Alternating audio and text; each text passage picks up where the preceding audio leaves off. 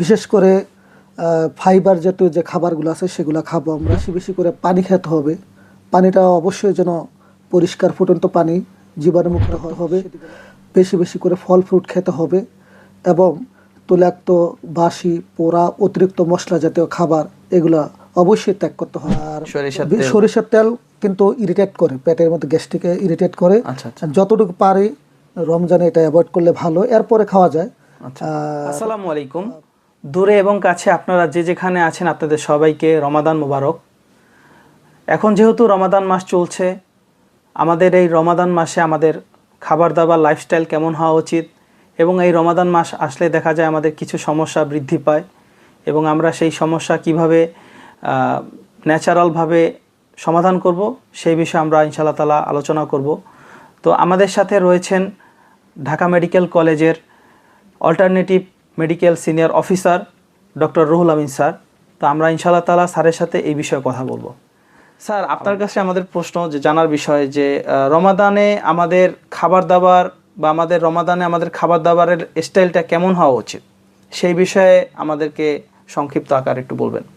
বাংলাদেশে আসলে আমরা খাবারের প্রতি সবাই খুব ইন্টারেস্ট আছে, বিভিন্ন ধরনের রকমারি খাবার খেতে আমরা অভ্যস্ত। তো রমজানে যে আমাদের প্রতিদিনের যে খাবার খাই তাই খাবো, তবে তার মধ্যে একটু নিয়ম শৃঙ্খলা মেনে চলতে হবে। বিশেষ করে ফাইবার জাতীয় যে খাবারগুলো আছে সেগুলো খাবো আমরা। বেশি বেশি করে পানি খেতে হবে। পানিটা অবশ্যই যেন পরিষ্কার ফুটন্ত পানি, জীবাণুমুক্ত হয় সেদিকে লক্ষ্য রাখতে হবে। বেশি বেশি করে ফল ফ্রুট খেতে হবে এবং তৈলাক্ত, বাসি, পোড়া, অতিরিক্ত মশলা জাতীয় খাবার এগুলো অবশ্যই ত্যাগ করতে হবে। তৈলাক্ত খাবার বলতে আমরা আসলে তৈলাক্ত খাবার তো বাদ দিতে পারবো না, কোন ধরনের তৈল খাবো এবং কোনগুলো খাবো না সেগুলো আলাদা করতে হবে। যেমন আমরা পলিআনস্যাচুরেটেড ফ্যাটি অ্যাসিড যেগুলো আছে সেগুলো বডির জন্য ভালো, সেই তৈলগুলো আমরা খেতে পারি। সানফ্লাওয়ার, অলিভ অয়েল আর সরিষার তেল কিন্তু ইরিটেট করে, পেটের মধ্যে গ্যাস্ট্রিকে ইরিটেট করে। যতটুকু পারি রমজানে এটা অ্যাভয়েড করলে ভালো, এরপরে খাওয়া যায়। আর সয়াবিনও খাওয়া যায় কিন্তু কম খেতে হবে। তো ওই যেগুলো বললাম যে পলিআনস্যাচুরেটেড ফ্যাটি অ্যাসিড যে তৈলগুলো সেগুলো দিকে নজর দিতে হবে, কম খেতে হবে।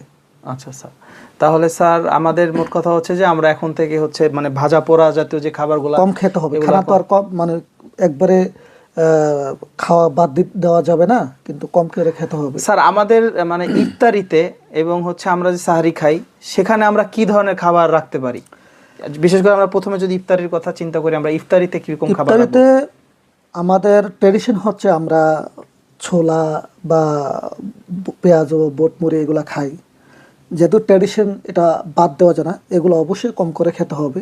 তবে সবচেয়ে বেশি গুরুত্ব দিতে হবে যে খাবারের মধ্যে যেন ফল ফ্রুট, আর ফল ফ্রুটের মধ্যে খেজুর, তারপরে আনার, লেবুর শরবত, শরবতের মধ্যে চিনিটা যেন অবশ্যই রিফাইন্ড চিনি না হয়, সেটা যেন ন্যাচারাল চিনি।